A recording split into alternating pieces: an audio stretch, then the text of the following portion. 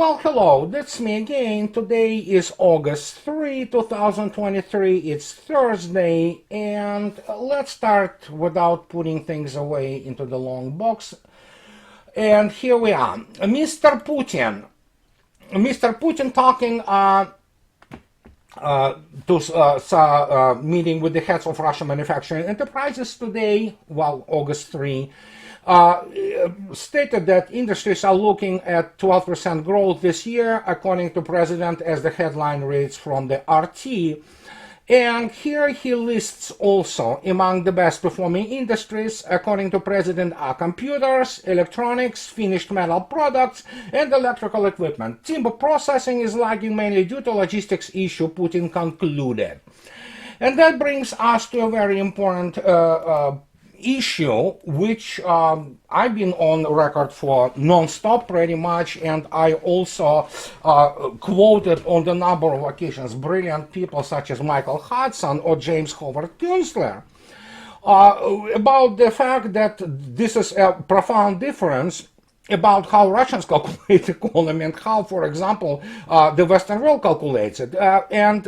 Growth, for example, in Russia is measured primarily in the industrial output. How many and how much of things you produce, because this is what really matters in the end. Not that the finances are not important, they are extremely important. They are the blood of the economy. But if I produced 1,000 refrigerators today and the next day I produced 1,025, 1,300, you can see immediately, oh yeah, that's the growth. It's quantitative growth, granted that of course you follow very stringent quality and design requirements. But when you moved one number of zeros from one account in some computer at Wall Street to another account in the same computer or different computer in the same Wall Street, it's not growth. I mean, the fact that you can basically use usury and grow percentages on the money in and of itself basically reflects nothing. And that is why I'm constantly making videos about it, and I constantly reiterate this point, because people need to be keenly aware of this issue. And then here is Mr. Putin talking about 12% growth of the industries, especially crucial industries such as machine building, which of course you understand, it's a Russian military industrial complex. What many people also do not understand, because they have no, access to the normal Soviet history, and they are primarily educated, quote unquote, on their based on reading all kinds of shysters who never saw anything real in their life, and they just followed some propaganda or agenda, ideological agenda. But truth is, Russian military industrial complex enterprises, the same as my father worked in one of them, era, electro-radio automatics, they always had this, which they didn't like, but that was consumer goods departments.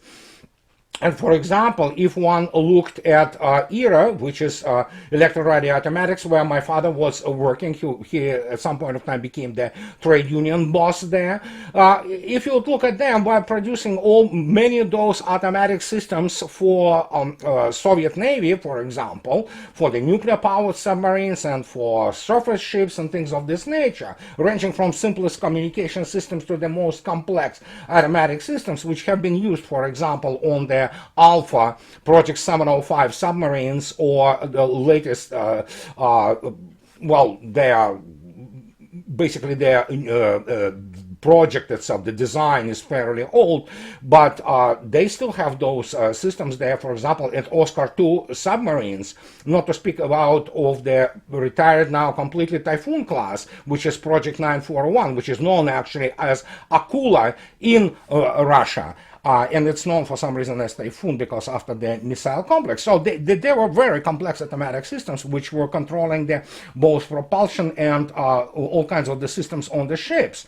But in the same time, this manufacturing enterprise, which is a huge firm actually, they were producing all kinds of the consumer goods, ranging from the house heaters, heating devices, to chandeliers, and some of them really fancy. And so when you look at this, yeah, those people who run those and the prices, they didn't like it.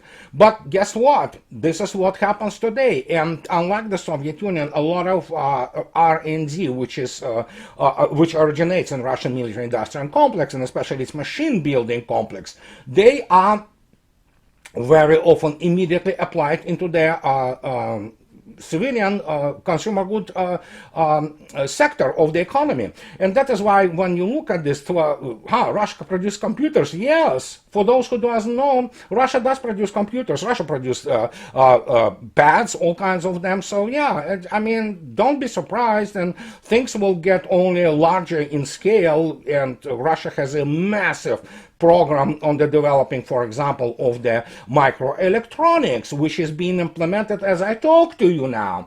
I don't remember the full number. It's huge, billions of dollars actually invested in it. And yeah, Russians will produce eventually all those microchips of the very high or low, if depending on how you look at this, topology, which, yeah, Russians want to actually produce, and is already kind of has the basically some design specimens for their lithography. So when you look at this, it's like, so that's the real growth. Yes, yes, it is, including the extraction and including massive expansion of the industries which are happening right now, are being spurred by special military operation, which of course proceeds apace. Russians do what they do, and if you look attentively at how much of everything have been basically how to put it politely, destroyed in Ukraine nowadays.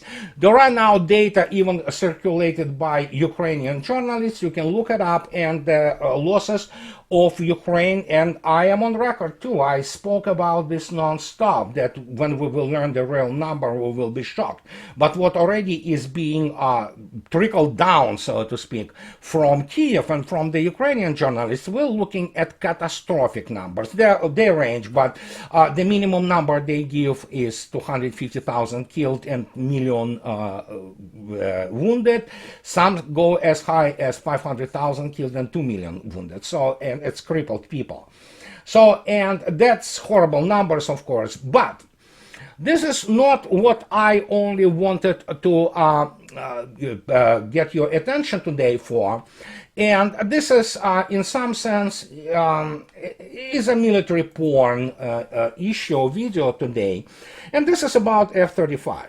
And this is, by the way, directly related to the issue of how Russians calculate the economy today, thankfully, finally, and how, for example, Western world calculate its economy, which is, as I already stated, nothing more than accounting fraud. It's they cook books, and because, yeah, and again, they calculate the growth of the GDP, whatever they mean by this, like if your house was 200,000 and then suddenly it's 400,000, oh my God, twice growth of the, you know, values and everything. It's not. So, but let's get to it.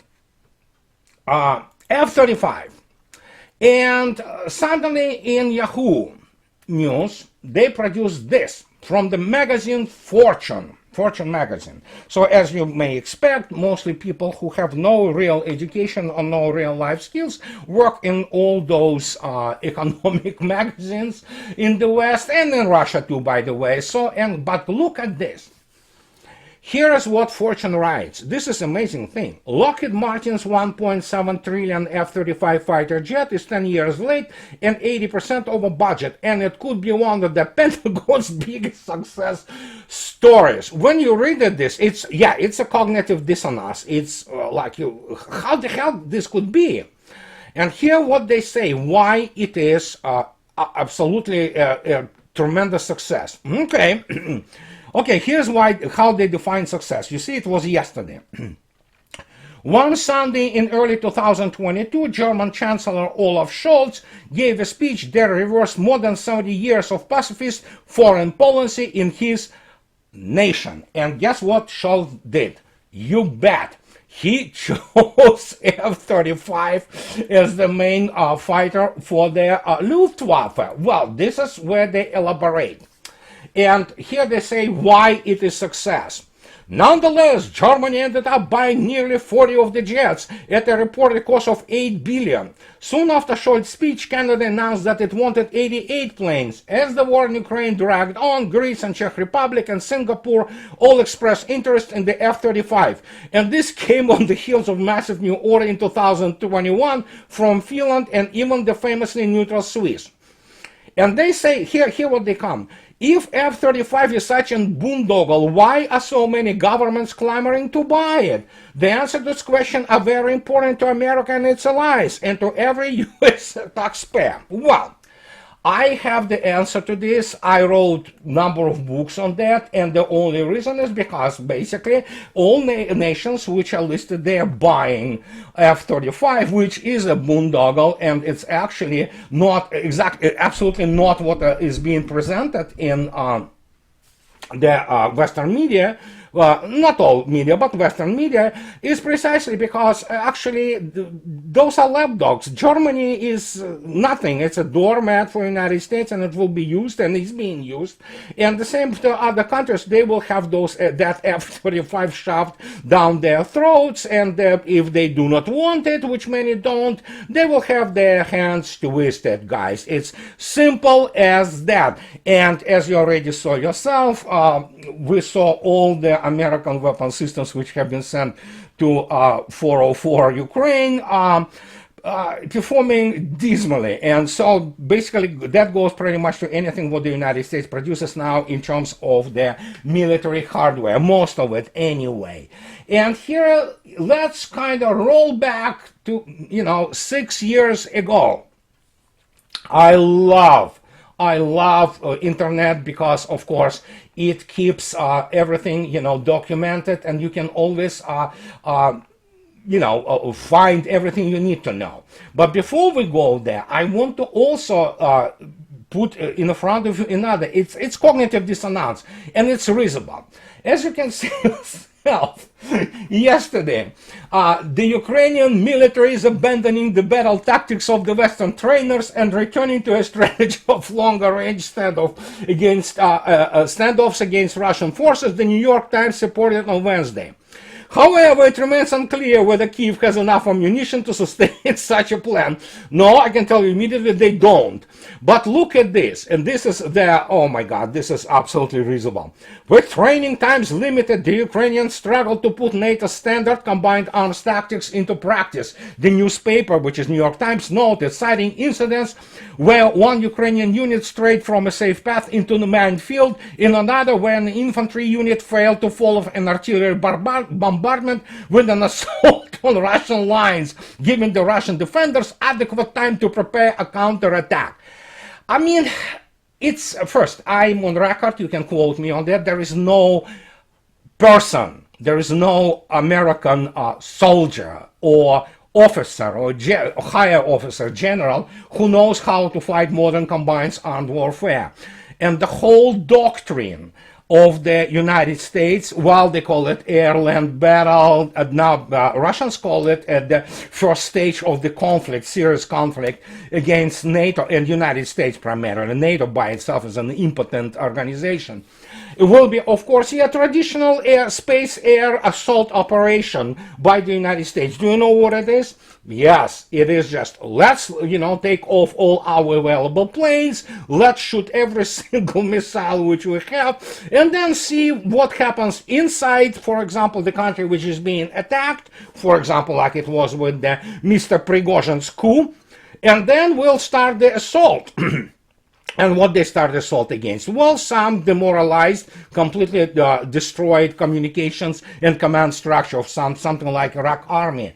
And yeah, it never worked, and it never will, because obviously it was written on the assumption that the United States is somehow this great airspace nation, which it is. Make no mistake. American achievements in the airspace industry are magnificent. It's outstanding airspace nation. The problem, however, is of course the United States has a very perverted understanding of the aerial combat, or SIAD, of the suppression of the enemy enemy air defense, because it never flew against first-rate air defense, and it never faced off against first-rate Air Force, with the exception of 1950 in Korea, where they encountered Mr. Hajidub's, look up who the guy was, 64th Corps of the Red Air Force. And they didn't like it in the United States Air Force, meeting those guys.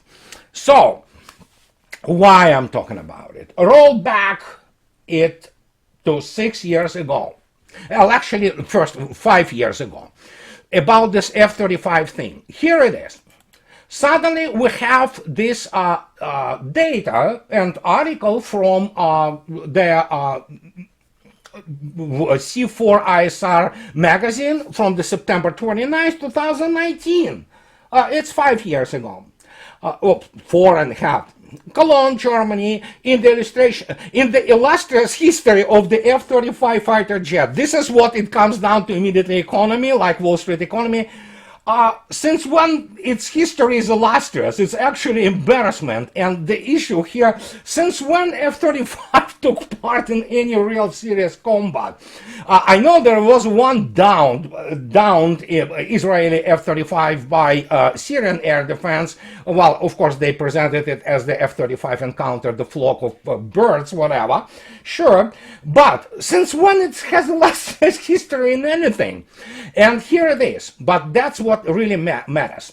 As they reported then, German radar maker Hensoldt claims to have tracked two F-35 for 150 kilometers following the 2018 Berlin Air Show in Germany in late April of that year. Oh, absolutely. The only thing they have been able to sell with the F-35 and the illustrious history is the fact that, of course, it's super duper stealthy, and so it means supposedly invisible, and then, of course, that it has good electronics in terms of the net-centric warfare and sensors. Well, it certainly has some decent electronics, no doubt about it.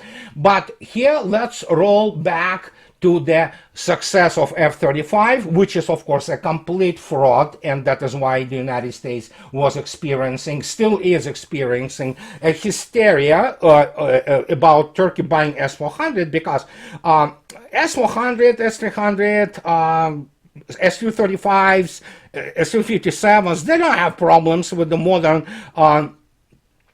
modern signal processing, seeing pretty much anything. So, and when you look at especially the way the data fused and sensor fused, including the what is called the meter diapason, meter lengths radars such as NEBA, which have no problem seeing the any kind of stealth very far, and then of course considering the incredibly sophisticated net centricity ability of Russian armed forces, the targeting of those guys, F-35, it's not that big of a deal. In fact, they don't even carry the weapons which can contest anything like R-37.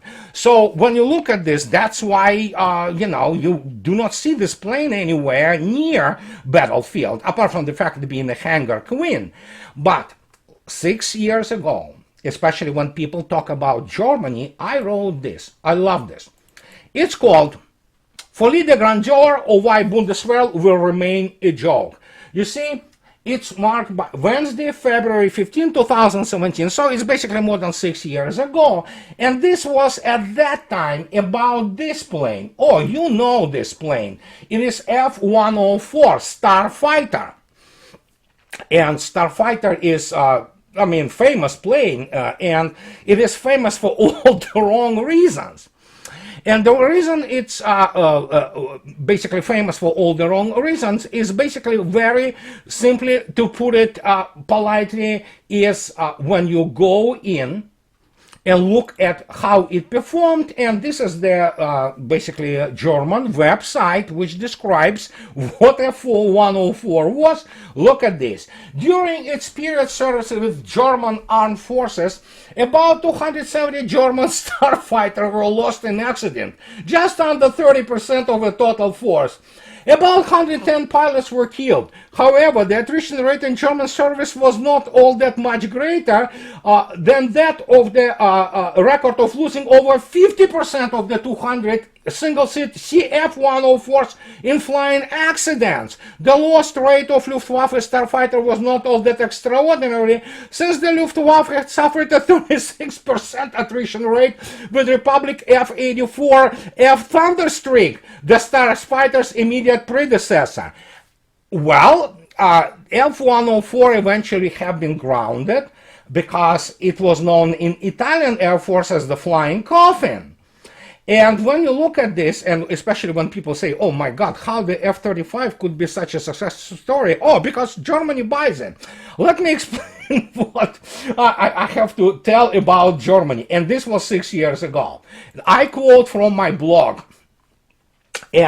But in the end, with all my deep respect to German people and for their massive accomplishments, some of which I admire myself, it has to be understood that modern economy and modern war is not what German journal, the guy I will go back to this article, hags think they are. All those instances and their wet dreams fly out of the window once one has to face a very cruel reality in which Germany remains and will remain a large economy and military political midget who will never again make any trouble in Europe big time. But by far the most important thing those German media imbeciles have to understand that Russia has no plans whatsoever to attack any country, let alone Germany, whom Russia can obliterate by purely conventional means, let alone, if God forbids, push comes to shove, by nuclear means. And what am I talking about? I'm talking about a complete delusion on the German part. And again, you have to understand, when you buy F-35, any kind of other lame duck from the United States, there's always the issue of somebody is making money. And I'm talking about not straight making money, not making profit, just profit. I'm talking about being greased, briberies, political and other pressures. So it's kind of natural for this kind of the operation, so to speak. And here it is. I was reacting at that time and already stated that Germany is nobody really in the relations with the United States. And if United States says that, tells Germany to jump, Germans will ask how high. And here it is. This is the article from Tagesspiegel from the 14th of February 2017. That's why I was reacting, writing about F-104, which it will repeat itself in terms of the combat performance, which will be 0 for F-35.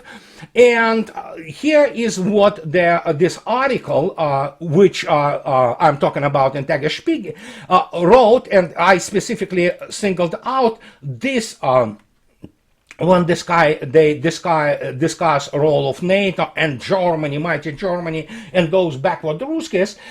This is their piece I single out, and here's their translation from this article. Look at this. Does Europe still need NATO? Without NATO's protective shield and its deterrent effect on potential attackers, the security situation in Central Europe would dramatically change. The Baltic states, Poland and Hungary would not be able to defend themselves against their Russian armies with their national armies. The Bundeswehr would not be able to do this in its present form. But look at this. Here's the delusion, the same with the illustrious history of F-35, which is none, doesn't have any illustrious history, but the German economic power is, of course, 3 times the size of Russian economy. Yeah. In an extreme case, Germany could afford a military equal or even superior to the Russians. This would, however, be many times more expensive than today's defense expenditures, and here the continuous this delirium of the people who believe, the same people, the same type of people who write about the illustrious history of F-35. And when you look at this, and you have to ask the question, and 6 years ago I already called it, that Germany is a pipsqueak. Not to mention the fact that economically Russia dwarfs now Germany, and people still cannot wrap their brains around the fact that actually, as you already saw by those magnificent Leopards and whatever Germany sent to Ukraine, how they burn, and of course this fiction of the economy of the nominal GDP. I mean, you cannot save this. The system is so corrupt. It's so, soaked in lies that when you look at this combat, or illustrious rather, history of F-35, let me put it this way, in the most single and most, open way, and I know some people will have issues with that.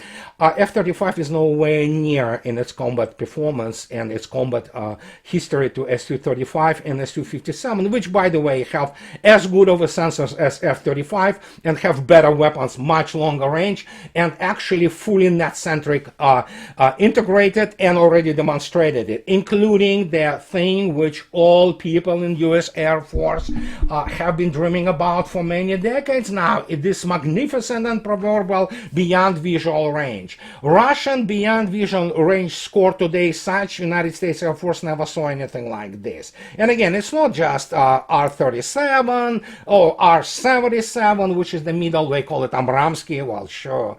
Yeah, and all kinds of other types of weapons which Russians use in the air-to-air combat and used to, because they shut down pretty much all of it, most of the Ukrainian Air Force. And keep in mind also, no American plane ever went against what Russians went in terms of the air defense in Ukraine.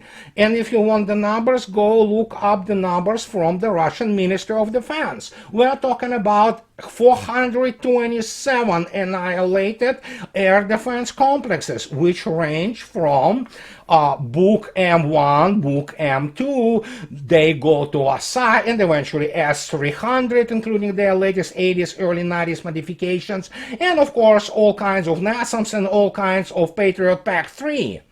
So, is the list impressive? Oh, you bet it is. And Russians did it, I mean, brilliantly. And they conducted a very thorough and very deliberate SIAD, suppression of enemy air defense.